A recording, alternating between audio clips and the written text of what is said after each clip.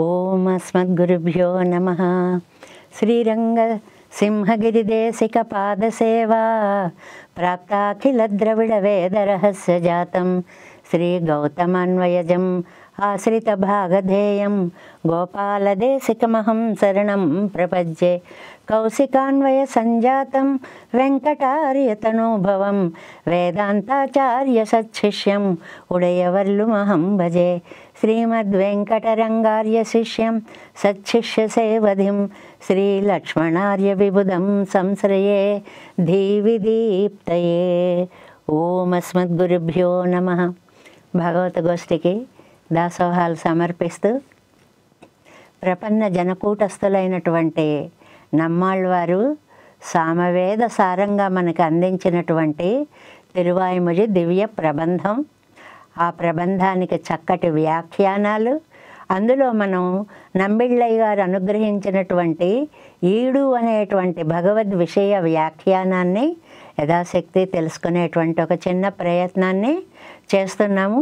ఇందులో మనం తిరువాయిమొഴి 3 పదులు పూర్తి చేసుకుని 4వ పదిలో 2వ తిరువాయిమొഴിలో 3వ పాసురంలో ప్రవేశించాం. ముందుగా పాసురాన్ని అనుసంధానం చేసుకుని ప్రతిపదార్థాన్ని తెలుసుకుని దాని వ్యాఖ్యానంలోకి ప్రవేశిద్దాం. పావియల్ వేద நன்மாலை பல கண்டு தேவரகள் மாமுனிவர் இறைஞ்சு நின்ற சேவடி மேலணி செம்பொந்துஷாய் என்றே கூவுமாள் கோள் వినయ్యాటియేన్ కోదయ్యే. ఈ పాసురంలో కోదయ్యే, గోదా అనేటువంటి ఒక చక్కని పదాన్ని వాడారు. ఈ చిన్న పదానికి 3 అర్థాలు చెప్తారు వ్యాఖ్యానంలో. ముందుగా మనం ప్రతిపదార్థాన్ని తెలుసుకుంటూ ముందుకి సాగుదాం. కోళ్ వినయ్యాటియేన్, తాయిమారు అవస్థ అని చెప్పుకున్నాం కదండి. ఈవిడ కూతురు అలా బాధపడుతున్నందుకు నేను చూడవలసి వచ్చిందే అని ఎంతో దుఃఖపడిపోతోంది. అందువల్ల పాపిష్టిదాన్ని ఎప్పుడే జన్మలో ఏ పాపం చేసుకున్నానో ఇలాంటి స్థితిలో మా పిల్లని చూడవలసి వచ్చింది అనేటువంటి భావాన్ని ఇక్కడ మనకి కోళ్ వినయ్యాటియేన్, ఎంత పాపం చేసుకున్నానో అలాంటి నా యొక్క కూతురు ఈ అమ్మాయి గోదై. పా ఇయల్ వేదం నల్ పలమాలై. పా అంటే ఛందస్సు అండి. ఛందస్సు అంటే పద్యాలని నిర్మించే శాస్త్రానికి ఛందస్సు అని పేరు.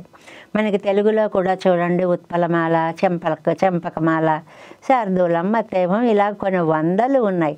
అలాగే సంస్కృతంలో కూడా అనుశ్రుపు, త్రిశ్రుపు మొదలైనటువంటివి చాలా ఉన్నాయి.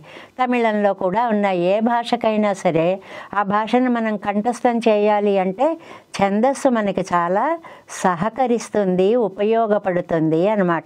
దాని ద్వారా మనం తేలికగా గుర్తు పెట్టుకోగలుగుతాం. అలా వేదంలో కూడా అందమైనటువంటి ఛందస్సులు అనేక ఉన్నాయి. నల్ పలమాలై, అందులో ఒక మాలిక పేరు పురుష సూక్తము అంటారండి. వేదాలకన్నిటికీ మకుటాయమానమైనటువంటిది పురుష సూక్తం. పురుష సూక్తము అంటే మీరు అందరూ వింటూనే ఉంటారు. ఆలయాల్లో తిరుమంజన సమయాల్లో అక్కడ కూడా చక్కగా చదువుతూ స్వరూపరూప గుణ విభవ అనుభవాన్ని మనకు అందిస్తూ ఉంటారు. సహస్రశీర్ష పురుష సహస్రాక్ష సహస్రపాత్, ఇలా మొదలవుతుంది కదండి పురుష సూక్తం అంతా. అలాంటి మాలికలని కొండు అనుసంధానం చేస్తూ, ఎవరెవరండి అనుసంధానం చేసేవారు? దేవరగల్, ఒకటేమో దేవతలు, వారికి వచ్చినట్లుగా వారు స్తుతి చేస్తున్నారు. మా మునివర్, మహనీయులైనటువంటి ఋషులు, వాళ్ళందరూ కూడా ఆ దేవాది దేవుణ్ణి స్తుతిస్తున్నారు. ఇది త్రివిక్రమావతార వైభవంగా మనం చెప్పుకోవాలండి. పెరుమాళ్ళు ఇంతింత వటుడింత ఏను ఎదిగిపోతున్నాడు. ఆ ఎదిగిపోతున్నటువంటి స్వామిని చూసి ఆశ్చర్యపోతూ దేవతలు వర్ణిస్తున్నారు, మనకి మహర్షులందరూ వర్ణిస్తున్నారు. అలాంటి ఇరైంజనింద్ర సే అడిమేల్, వాళ్ళందరూ స్తోత్రం చేస్తున్నటువంటి ఎర్రటి పాదాలు కలిగినటువంటి స్వామి అని సెంపొంతుజాయ్, ఆ పాదాల మీద సమర్పించినటువంటి అందమైనటువంటి తులసి నాకు కావాలి. ఎండ్రే కూవం, అదే అంటోంది మా అమ్మాయి అని. ఇంతకుముందు మనం 1-2లో చెప్పుకున్నాం. మహార్ణవంలో వటపత్ర సాయిగా ఉన్న స్వామి పాదాల మీద ఉన్న తులసి కావాలి అంది. ఎక్కడ దొరుకుతుందమ్మా, ఆ కాలం ఎక్కడ, ఈ కాలం ఎక్కడ, నేను ఎలా తేగలను? అయితే పోనీ కృష్ణావతారంలో రాసక్రీడ చేసినప్పుడు వారి కాళ్ళ మధ్య నలిగినటువంటి దివ్య తులసి దళాన్ని తెచ్చి ఇవ్వగలవా అని 2లో ప్రశ్నించింది. 2 ఒకటే అయిపోయినటువంటి కాలంలో మనం ఏమీ తీసుకురాలేం కదా. అయితే ఓ పంచే, త్రివిక్రమావతారంలో ఆ స్వామి పాదం అలా లోకాలన్నీ కొలుస్తుంటే అన్ని లోకాల వారు సేవించి బ్రహ్మ కడిగిన పాదము అంటూ పాదాలు కడిగి పూజలు చేశారే, ఆ తులసి ఇవ్వగలవా అంటుందిటండి వాళ్ళమ్మాయి. ఎక్కడ అవతారాలు, ఏ సమయానివి, ఏ కృతయుగంలోవి, ఏ ద్వాపర యుగంలోవి, ఇప్పుడు నేను ఇవన్నీ ఎక్కడ తేగలను? అది తుళాయండ్రేకు, ఆ తులసే కావాలి, నాకు ఆ తులసే కావాలి, నాకు ఆ తులసే కావాలని గొడవ చేసేస్తోంది మా అమ్మాయి అంటుంది ఇందులో. మరి దీన్ని నంబిళ్ళయ్య గారు వ్యాఖ్యానంలో ఎలా అందించారో మనం చూద్దాం. 43వ పేజీలో 3ஆம் பாட்டு 3వ பாசுరానికి వ్యాఖ్యానం. ஒரு ஊருக்காக உதவினதே அன்றிக்கே ஒரு நாட்டுக்காக உதவின அவன் பக்கல் உள்ளது பெறத்தட்டன் ఎన్నా నిన్నాళ్ళు ఎంగిరార్. ఒక ఊరికి కాకుండా, ఒక ఊరు అంటే ఇక్కడ మనం నందవ్రజాన్ని తీసుకోవాలి, రాసలీలని చెప్పుకున్నాం కదండి. ఆ ఊరు వాళ్ళని తరింప చేయడానికి స్వామి ఎంత సహాయం చేశాడో. సరే అది తీసేద్దాం, అది కష్టం అంటున్నావు కదా. ఒక నాటుకాగా మొత్తం లోకాలన్నిటికీ కూడా రక్షకుడుగా ఉన్నటువంటి ఆ త్రివిక్రమావతార రూపుడైనటువంటి స్వామి యొక్క పాదాల మీద ఉన్న తులసి నాకు కావాలి. ఏదైనా అయిపోయిన కాలాల్లో చరిత్రలన్నీ చెప్తూ అప్పటిది నాకు కావాలి, అప్పటిది నాకు కావాలి అని పరాంకుశ నాయకి అడుగుతోంది అని అంటున్నారనమాట. పావియల్ వేదం పావాలే ఎత్తపట్ట వేదం. ఛందస్సులో చాలా అందంగా నడిచినటువంటి పురుష సూక్తం అండి. మనకు అర్థం తెలియక్కర్లేదు, ఆ మంత్రాన్ని అలా పెట్టుకొని వింటూ ఉన్నామనుకోండి, ఏదో తెలియని ఒక దివ్యానందం. ఒక్కసారి అర్థం చెప్పించుకున్నారా, ఓహో 1000 పాదాలవాడు, 1000 శిరస్సులవాడు, 1000 కన్నులవాడు, 1000 చేతులవాడు, ఇలాగ స్వరూపరూప గుణాలను చెప్పేటువంటి మంత్రాలు మనకి తేలికగా అర్థం అవుతాయి పెద్దల వల్ల చెప్పించుకుంటే అని. అందులో ఆ వేదంలో అనుష్టుప్పు ఎన్రం, త్రిష్టుప్పు ఎన్నం, బృహతి ఎన్నం ఇత్యాది ఛందస్సు కళయుడైతాన వేదం. ఆ వేదంలో ఎన్ని ఛందస్సులు ఉన్నారో కొన్ని 2-3 పేర్లు మనకి పరిచయం చేశారు. అనుష్టుప్పు అంటారండి. అనుష్టుప్పు అంటే పాదానికి 8 అక్షరాలు ఉండాలి. 4 పాదాల్లో 32 అక్షరాలు. మనందరికీ తెలిసిన స్తోత్రాలు చాలా ఉన్నాయి. విశ్వం విష్ణుర్వ షట్కారో భూత భవ్య భవత్ ప్రభు, ఇది అనుష్టుప్పులో సాగినటువంటిది. ఇలాగ త్రిష్టుప్పులోను బృహతిలోను ఇత్యాది ఛందస్సు కళయుడైతాన వేదం, ఈ ఛందస్సులో నడిచినటువంటి వేదం. ఆ వేదం నన్మాలై, అది నన్మాలై నన్నాన మాలైగళై కొండు శ్రీ పురుష సూక్తాదిగళై కొండు. ఇక్కడ మనకి 2 అర్థాలు చెప్పారండి. వేదాన్ని చదువుతూ మాలికలు తీసుకువచ్చారు అని ఒక అర్థం, వేదంలోని పురుష సూక్తం మొదలైన మాలికలు చదువుతూ వచ్చారు అని ఒక అర్థం. 2 అర్థాలు కూడా రమణీయత్వాలు. ఎందువల్ల అంటే అలా చదువుతూ తీసుకొస్తే దానికి ఒక పవిత్రత, ఆ స్వరంకి యొక్క ఆనందం, అవన్నీ మనకి తెలుస్తూ ఉంటాయి. లేదు అంతకంటే కైంకర్య రూపంగా దండలు కట్టి తెచ్చారు అనుకోండి, ఆ దండల వల్ల ఇంకా ఆనందం, ఇటు పురుష సూక్తం కూడా వినిపిస్తూ ఉంటుంది. ఇలా 2 అర్థాలు చెప్పారు. ఏమండి, అంత గొప్పది పురుష సూక్తం అంటున్నారు, అయితే వేదంలో ఉన్నటువంటి మిగిలిన భాగాలు అంత గొప్పవి కాదా అండి అనేస్తాం కదండి మనం, మనకి ఇలాంటి డౌట్స్ వస్తుంటాయి కదా, అందువల్ల చెప్తున్నారు. సర్వే వేదాయత్ పదమామనంతే, అన్ని వేదాలు కూడా, ఆ శృతులన్నీ కూడా భగవత్ పాదార విందాలనే వర్ణిస్తున్నాయి. వేదైశ్చ సర్వైరహమేవ వేద్య ఎంగరపడియే, వేదాలన్నిటి చేత నేనే తెలియబడుతున్నాను అని చాలా స్పష్టంగా భగవద్గీతలో నన్ను గురించే చెప్తున్నాయి వేదాలు అని శ్రీకృష్ణ పరమాత్మ చెప్పినట్లుగా, అల్లాద విడంగళిலும் ప్రతిపాద్యన అవనేయాగిలం, మిగిలిన చోట కూడా ఆ పరత్వాన్ని, ఆ దైవాన్ని, ఆ శ్రీమన్నారాయణుని పొగిడినా కూడా పురుష సూక్తంలో ఒక ప్రత్యేకత ఉందండి. ఏమిటి? స్వరూప రూప గుణంగళుక్కు వాచకమానాత్తై అవత్తై కొండు, పెరుమాళ్ళ యొక్క, దేవాది దేవుని యొక్క స్వరూపాన్ని, రూపాన్ని, గుణాన్ని, అంటే బయట కనిపించే రూపము, ఆత్మ గుణాలు, మామూలుగా ఉన్నటువంటి కళ్యాణ గుణాలు, ఈ మూడిటిని కూడా చక్కగా స్పష్టంగా చెప్పేటువంటిది పురుష సూక్తము. అండ్రిక్కే అది ఒక అర్థం అండి.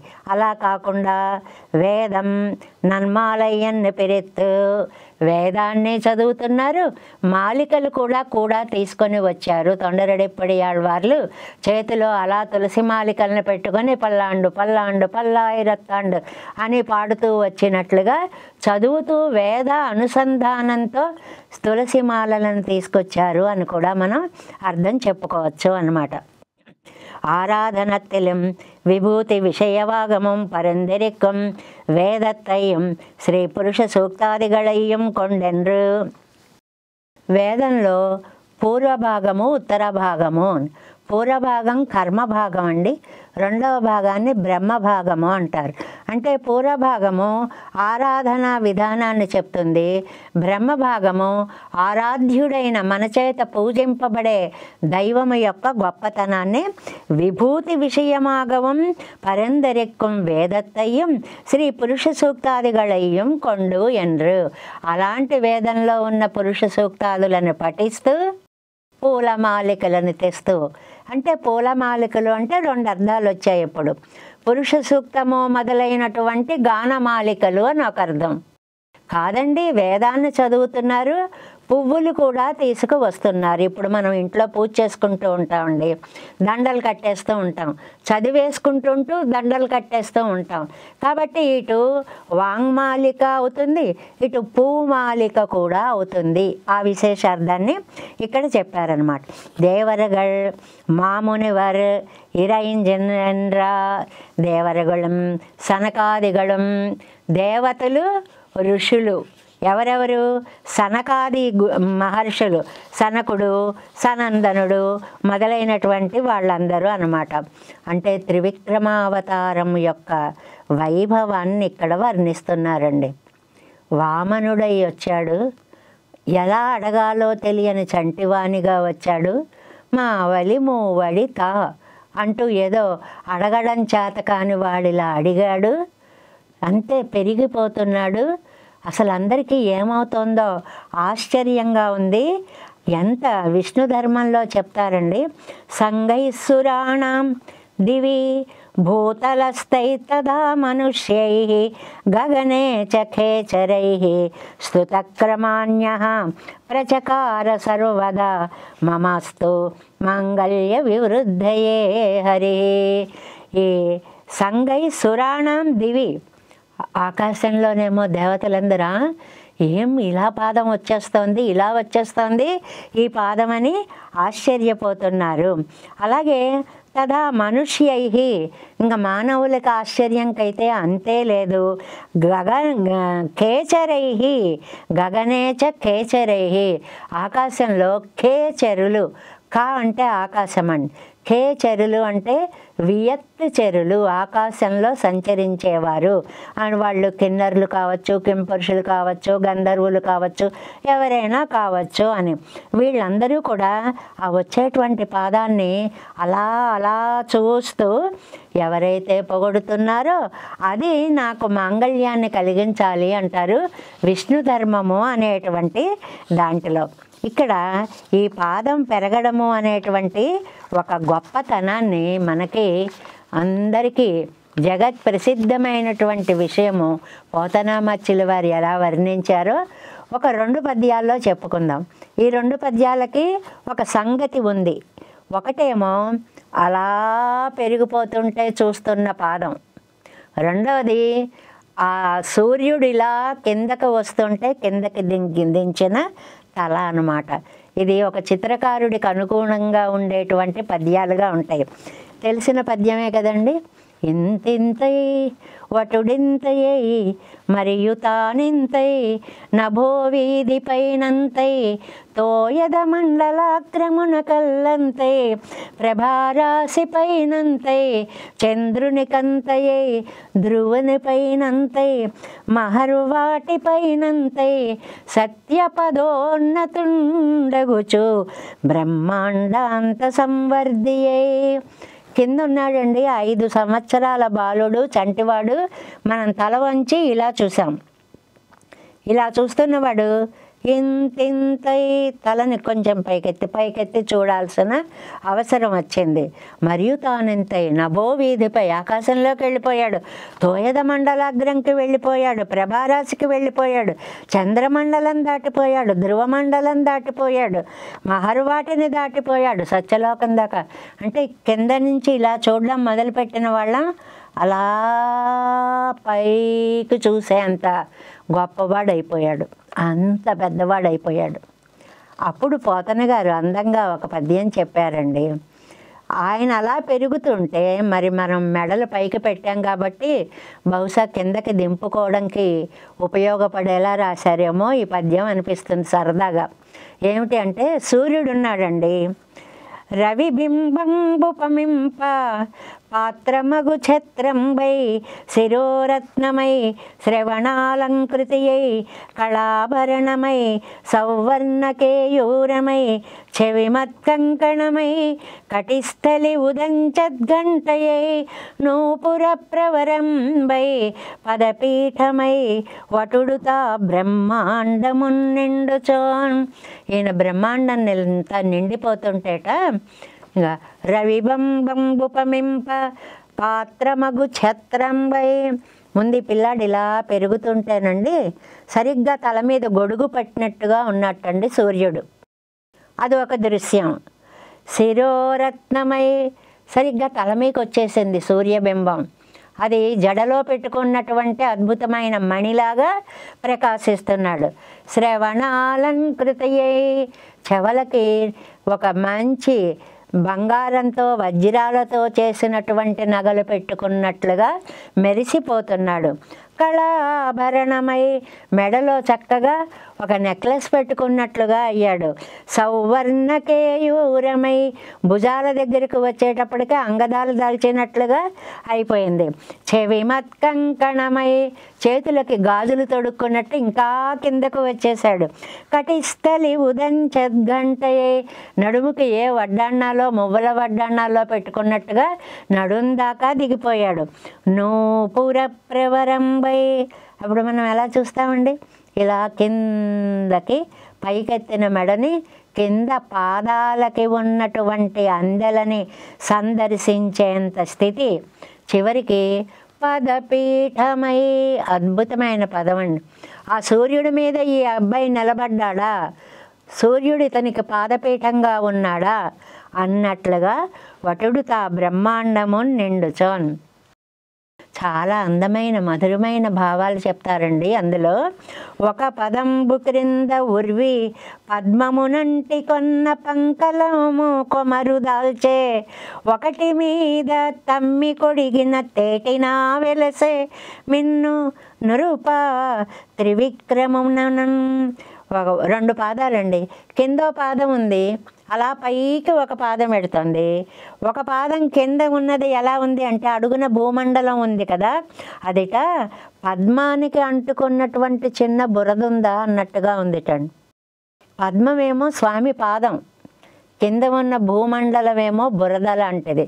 చిత్రకారులకు అద్భుతమైనటువంటి ఒక ఊహా చిత్రాన్ని గీసేసినటువంటి పద్యాలన్నమాట ఇవన్నీ. ఇంకొకటి పైకి వెళ్ళిపోతుంది, తమ్మి మీద కొదిగి తేటిన వెలసే.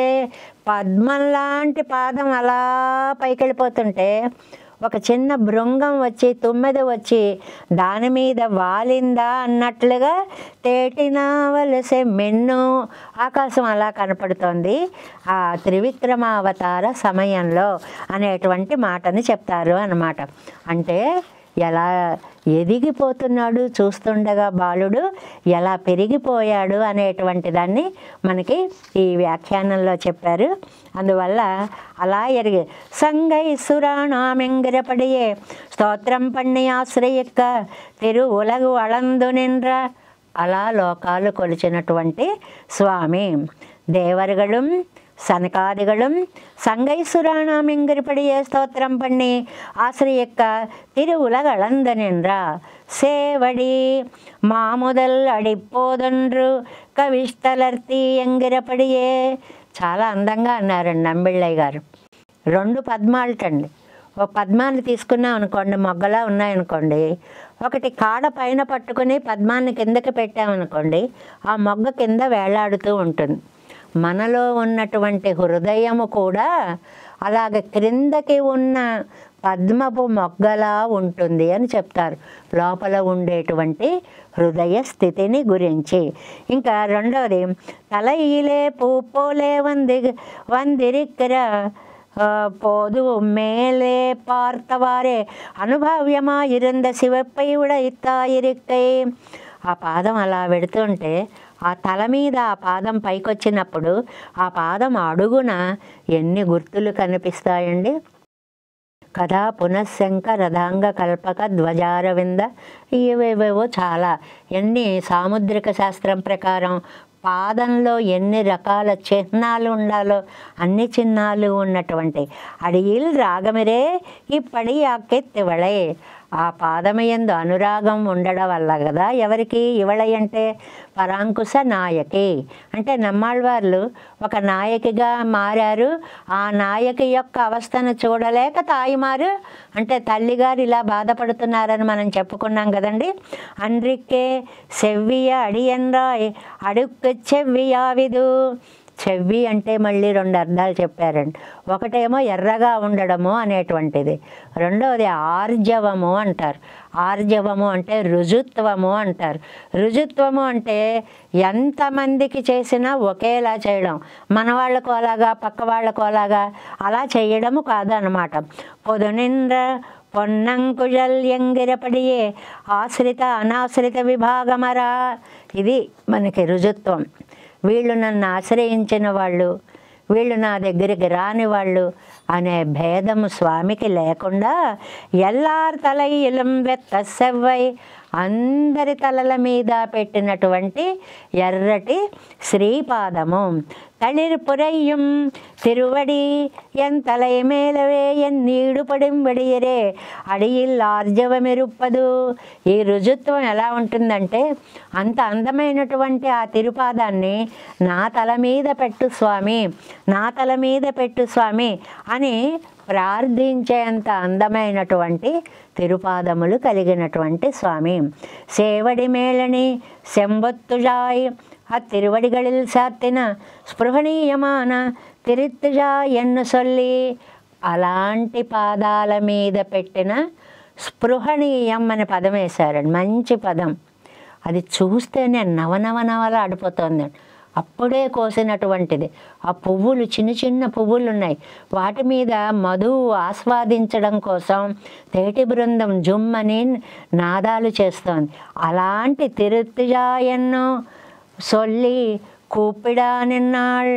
అదే కావాలి, అదే కావాలి, అదే కావాలి అని పలవరిస్తోంది. ఒకటే అరుస్తోంది ఆవిడ. ఎండ్రే కూవుమాల్ సోత్తిన తోళిల్ సాత్తిన మాలై కొడుకులం కొళ్ళాల్. ఇదిగో అమ్మ మెళ్ళో వేసిన దండ, అందులో ఓ తులసి దళం దొరికింది, తీసుకుంటే నాకు వద్దు పో అంటుంది. ఏమే తులసియే కదా అంటే నాకు మెడలో తులసి వద్దు, పాదాల మీద ఉన్న తులసి దళమే కావాలి అంటుంది. ఆల్ ఆశ్చర్యం. ఇదేం ఆశ్చర్యం అండి, ఏదో అడిగితే తులసి ఇచ్చామని తీసుకెళ్ళిపోవచ్చు కదా. కాదు కాదు, పాదాల మీద తులసే కావాలి. అసై கோள்வினையாட்டியன் ముడితల్లది విడాద పాపత్తై పండిన ఎన్నుడయ్యా. చాలా చక్కటి లౌకికంగా వ్యవహారంలో వాడుకునే మాట అండి ఇది. ముడితల్లది విడాద పాపం, ఇది నాతోటే పోతుంది, నేను పోతే కానీ పాపం పోదు అంటారే లోకంలో. అలాగ ముడితల్లది విడాద పాపత్తై పండిన ఎన్నుడయ్యా. అన్నియే కోళ్ళు ఎన్రు మిడుక్కాయ్. కోళ్ళు అంటే బలము అని కూడా ఒక అర్థం ఉంది. పాపం ఎంత బలవంతమైనదంటే, నువ్వెలా తప్పించుకుంటావో చూస్తా, నీ చేత నేను అనుభవింపచేస్తా అంటూ అనుభవైక వినాశ్యమాన పాపం ఎన్నుదల్, అనుభవిస్తే గాని తీరని మహాపాపం. తల్లి బాధ అది.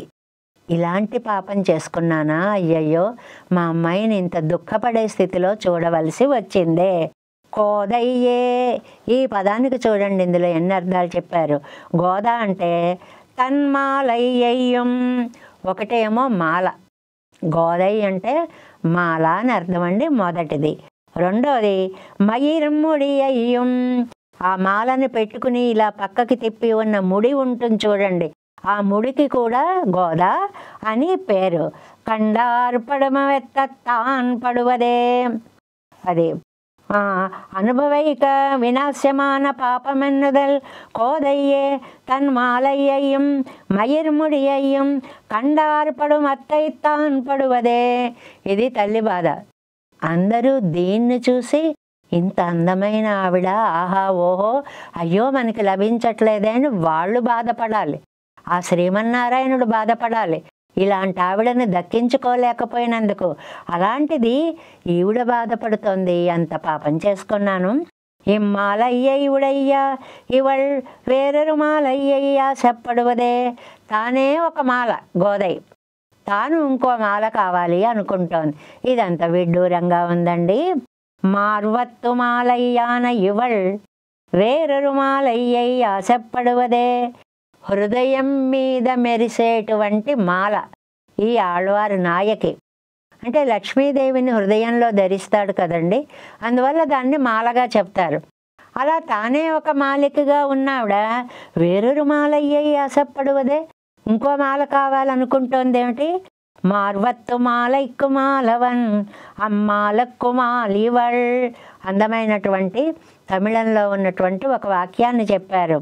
మారువత్తు మాల్వైక్కు మాలవన్, గుండెల మీద ఉన్న దండకి దానిని వ్యామోహపడేటువంటి వాడు ఆయన. అమ్మాలుక్కు మాలివళ్, ఆయన అంటే వ్యామోహపడేది ఈవిడ.